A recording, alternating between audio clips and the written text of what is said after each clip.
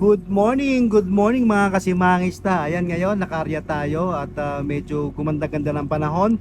Kanina hindi natin nakuhanan kasi ang aryada kasi medyo pangit ang visibility, medyo madilim-dilim pa. So maaga pa kami nakarya ngayon. Eto, nasa loob ng ating lambat ngayon. Kung nakikita nyo, yan, namumuti na yan. Nasa loob ng ating lambat siya. Ang dami ng ibon guys, yung malalaki. Yung ibon na yan, yung guide natin yan. Kung once makakita kayo ng ganitong kalalaking ibon at nag-uumpukan, na ikot-ikot sa isang lugar, sa dagat, ay may posibilidad na may isda. So pagka ganyang kalalaking ibon guys, ang nakikita ninyo, yan ang isda niya, ng classification ng isda ay usually yellowfin tsaka tuna. So ayan, hindi na natin nakuhanan yung aryata kanina kasi nga sabi ko pangit yung visibility. So thank you Lord kasi napagkalooban tayo nito, nandito ngayon at sila ay nagpa-power block na. So kahit pa paano, dahil maganda nga yung lutang ng isda na nagpapakita ngayon sa ating harapan, kinuhanan ko na rin kahit hindi na nakita yung ating pag-arya. So ayan, ngayon ay alas 8 na ng umaga. So umarya kami ng mga 7, almost 7 na ng umaga. So ngayon ay hindi ko na nga kinuhanan dahil mas maganda na nakikita nyo itong mga ganitong naganapan dahil ito talaga yung content natin, yung isda na yan guys. So wala pa rin po tayo sa Pilipinas guys, tayo po ay nasa Pacific Ocean, nasa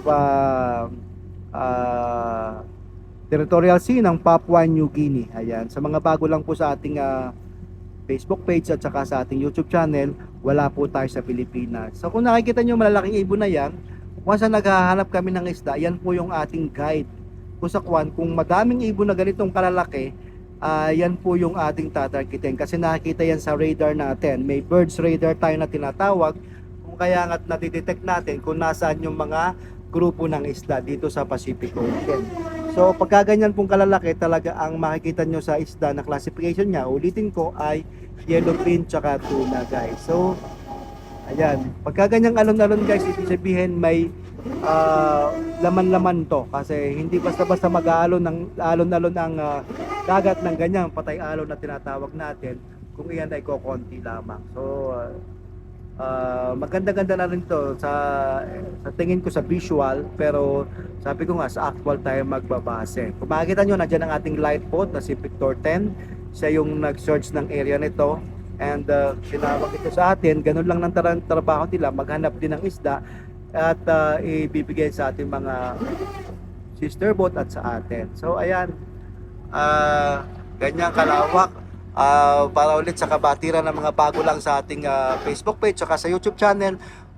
Humigit kumulang sa 1 kilometro ang haba ng ating lambat pag ito ay nailadlad na, plus may tustusan, so umaabot talaga na mahigit 1 kilometro. Ang lalim naman niya guys ay nasa 150 to 200 fathoms, or sabihin na natin more or less nasa 250 meters ang lalim ng ating lambat. So ayan po ang kaganapan dito. Yan, nagpa-power block na para may akit ang ating lambat at nasa ganon maipon yung isda doon sa bag portion kung saan doon natin sasalukin yung isda mamaya pag ito ay naiangat ng lahat. So magandang umaga po sa inyong lahat at itutuloy na lang natin itong ating vlog dahil may huli naman tayo. So yun naman talaga ang gusto nyo makita, yung mga hinuhuli nating isda dito sa Pacific Ocean. Kami po ay international commercial fishing. Wala po tayo sa Pilipinas, bawal po kami sa mga mabababaw na lugar o sa mga bahura o doon sa mga fish sanctuary kung saan doon nangingitlog ang isda. Bawal tayong mangisda doon dahil sa lalim nga po ng ating lambat, ito ay hindi pwede sa mga mababaw na lugar, kaya kami ay tinatawag na deep sea fishing. Deep sea fishing, ang hinuhuli po ay purely tuna lamang. Hindi po kami humihuli ng ibang classification ng isda, kundi skipjack or yellowfin tuna ang ating hinuhuli. So ayan, talagang pagka nakikita nyo ganyang namumuti, ibig sabihin may kinakain dilis. So ngayon nakikipag-agawan itong mga ibon na to. Itong ibon na to nakikipag-agawan sa isda sa pagkain ng dilis. Ayan po ang idea kung bakit may ibon dyan, bakit namumuti. So yun po, may kinakain sila. Pag kumakain, sa ibabaw, ang ibig sabihin, nasa ibabaw yung dilis, doon yung dinudumog nila. Itong mga ibon naman ito nakikipag-agawan dahil kita nila, natatanaw nila dyan sa surface ng dagat na may dilis. So ayan po ang paliwanag mga kasimangista. Magandang umaga pong muli at sana mas maganda ang ating sasalukin mamaya. Stay tuned at more videos kukuha natin mamaya once na ito ay sasalukin na. Thank you. Good morning guys. Si Mangis ka, only the best. Ayan guys, nangangasol-ngasol siya ngayon. At pagka ganito talaga marami silang pagkain, marami silang dinudumog. So, thankful tayo talaga naman na na-bless tayo ngayong umaga. At habang patuloy sila sa pagpa-power block dito guys, ayan ang ating kaulapan, ang ating weather. Medyo gumaganda na ngayon habang medyo kumakalma-kalma na yung hangin. Unlike kahapon talaga naman na kami ay patumba-tumba, talagang patagi-tagilid dahil sa lakas ng alon at hangin. So ngayon, very timely lang naman talaga. Eto, napakaswerte ng ating fishing master, sumasayaw na naman siya guys. Pagka ganyan guys, yung pangitain, maganda yung nasa loob ng ating lambat. Kaya naman, siyempre, sa way of yung pakiramdam natin na nakahuli tayo for how many days tayong walang arya. So bawi-bawi lang din talaga guys pagka may time. Hindi naman lahat ng araw o oras na pag-arya namin ay ganito yung makikita mo sa loob ng lambat natin. Kalimitan din pagka pangit yung agos, pangit yung panahon, mabilis yung isda, mailap, walang pagkain, hindi rin sila basta-basta mahuhuli. Mahirap hulihin pagka walang pagkain ng isda. So sa ganitong sitwasyon, nakikita nyo na nasa loob na sila ng lambat pero tuloy-tuloy pa rin sila ng pagkain nila na dilis na kinakain nila o anumang species na nakakain niya dyan sa loob ng lambat. So pagka ganito guys, inuulit ko, yung isda is mabait lamang, hindi nila naiiwanan yung pagkain. Kita nyo, kung mapapansin nyo, para may nagpa-brown pa dyan, nangingitim-itim ng konti, yun ay pagkain nila, yun ang dinudumog nila. Ayan, kita nyo, hindi pa rin umalis yung mga ibon sa tapat. Kaya naman, ito lagi ang salarin yung ibon, kung kaya't nakakakita tayo ng mga ganitong grupo, kahit malayo yung isda sa atin. So pag na-detect yan ng radar natin, ng birds radar natin guys, pag na-detect yan, na ibon na yan, malalaki na yan, yan ang tinutumbok ng ating barko or ating pinupuntahan. Kaya again, yan ay reiteration lamang doon sa mga bago lang sa ating Facebook page at saka sa ating YouTube channel. Dumako naman tayo guys dito sa hydraulic control kung saan nandito yung ating chipmate, ayan, Bembangers from Tingloy, at taga Iligan si Captain Derecho Dorado, ayan. So ngayon, hindi ko na nga nakuhanan, so dito tayo babawi ngayon ng clip dahil sa ito naman lagi yung hinahanap nyo sa akin, yung isda. So ngayon pinakita ko na sa inyo yung nasa loob ng isda natin, ng lambat natin. So ngayon yan, nagpa-power block sila. So ayan, medyo gumaganda na ngayong weather, medyo kumakalma-kalma na, habang eto naman ang maganda talaga. Ito na ating inaantabayanan palagi, yung makakita tayo ng isda. At ito ang ating hanap buhay. Kaya naman maraming salamat ulit Lord at na-bless tayo dito. So alamin natin ito mamaya sa pagpapatuloy ng ating programa. Ayan guys. So nakikita nyo dyan, may mga yellowfin tuna ako nakikita. So ganyan sila ang itsura nila dito sa Pacific Ocean.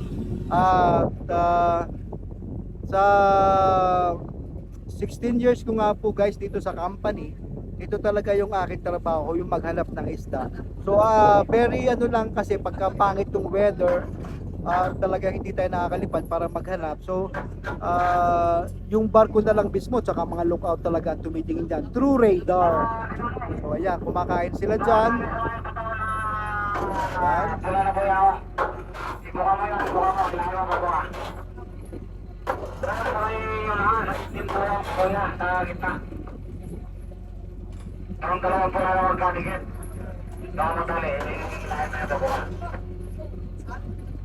Ayan guys, kung paano mag-power block. So pagka ganito, tuloy-tuloy yung pagkain nila, nasa ibabaw lang sila. Kung may pangilalim man ito, may kinakain din yung ibang isda sa ilalim. May dilis pa rin doon. So again, ito yung ating lifeboat na ating kaagapay, tagapaghanap din natin. Kung hindi kami makalipad, may lifeboat naman tayo naghahanap ng isda para may maarihan ang ating mga ka-sister boats sa company. So yan ang trabaho din nila. Ayan. So for the meantime, dito muna tayo. At later on, hahanap ulit tayo ng magandang footage dun sa proseso kung paano masasalok ang ating isda. Magandang umaga mga kasimangisda. Only the best. Simangisda. Ayan guys, tinuhog na ngayon yung ating o-ring. Nangangahulugan, meron tayong sasalukin mamaya. May huli tayo guys. Ayan, kung mapapansin nyo doon sa bandang dulo tayo, may mga alot-alot pa. Nandun lang yung isda. So nasa loob ng ating lambat, kaya stay tuned lamang habang tayo ay nagpa-power block. Mga, ayan, puti na nga, nagpakita na agad. Ayan, thank you Lord. Sabi pa lang natin natin. So, siguro mga isang oras pa to bago mapira ulit. Bago tayo makapagsalok-salok dito maya-maya. Ayan. So, gumaganda-ganda na ang panahon pero mahangin pa rin guys, mahangin pa rin. Kaya kung narinig nyo ako, mas maganda para hindi na tayo mag-over guys. So, ayan. Maganda lang kapaligiran. Medyo tumataas-taas na yung ceiling, yung kaulapan. Kaya sana kumalma na yung hangin. Mahangin lang kasi. Ulit at later on we'll update again. Thank you. Si Mangisda. Ayan guys, kalaskas na sila. Tapos na yung power block. So kalaskas na to ngayon. Yun din yung makikita guys yung isda dito na umiibabay na siya. Lalaki ng ilasan.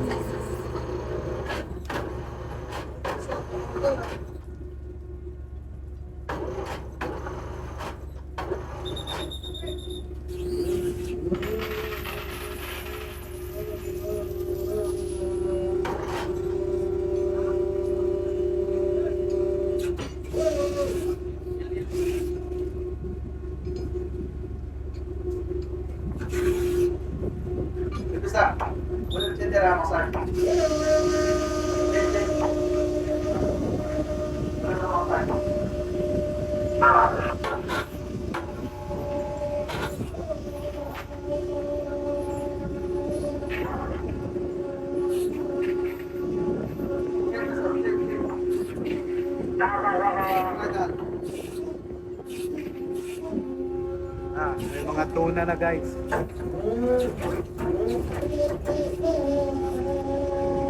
May mga tuna na.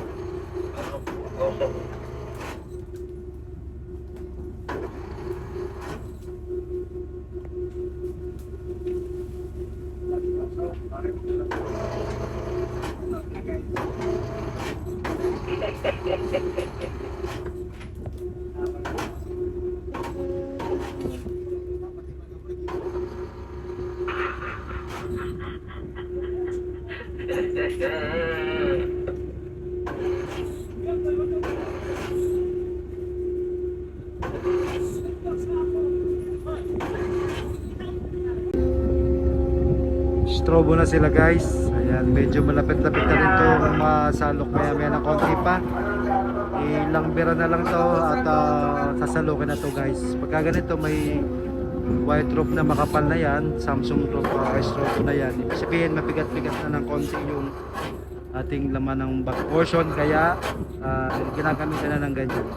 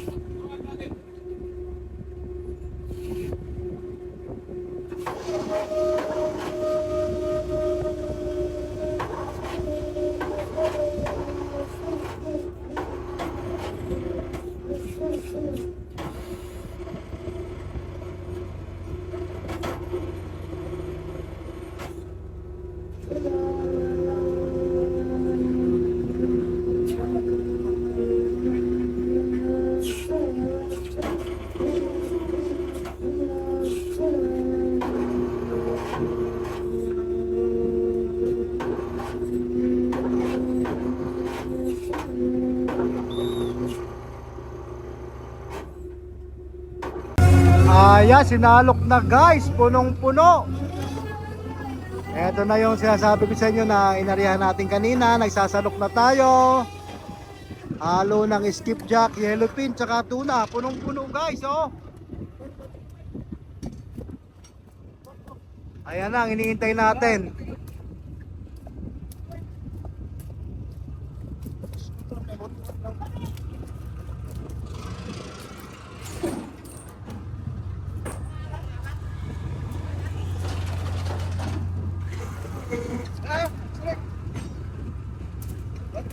Stay outside, inside. Hold it, Kasal, hold it. Steady, steady.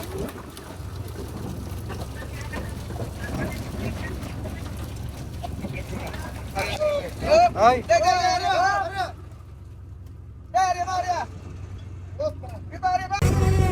pamimigay na lang natin yun.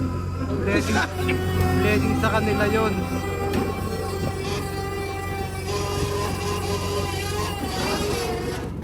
Yun, meron pa.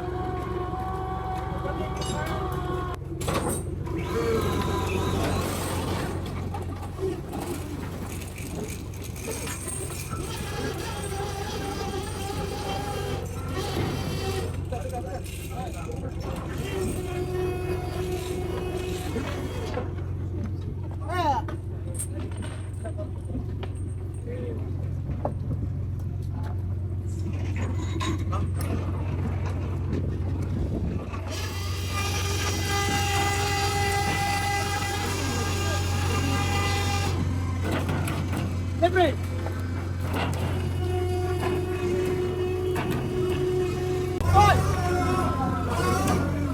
Yan, mga puno-puno pa.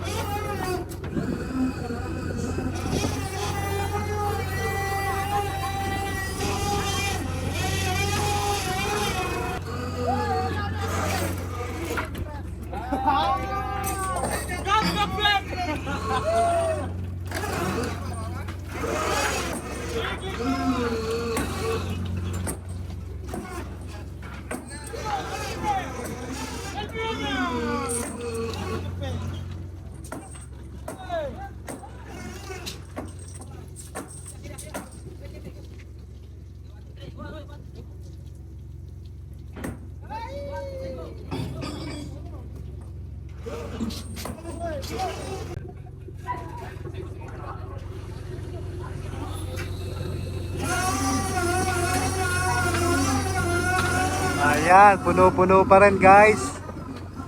Ay, nasasalok pa.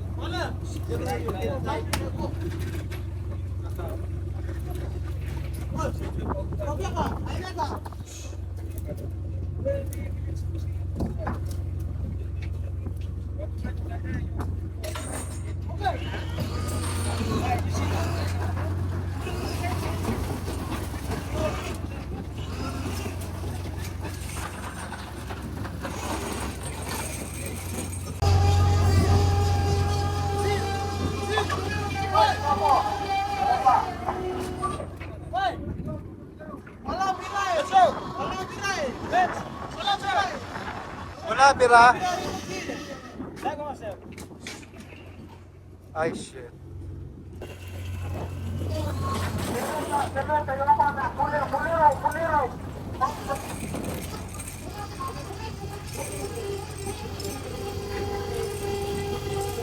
Naka 30 tons na tayo guys sa ating bodega. Ito, kadagdagan pa ito guys. Kadagdagan pa. Saka na, madagdagan pa. Not bad kasi 30 tons is a good catch na yan guys.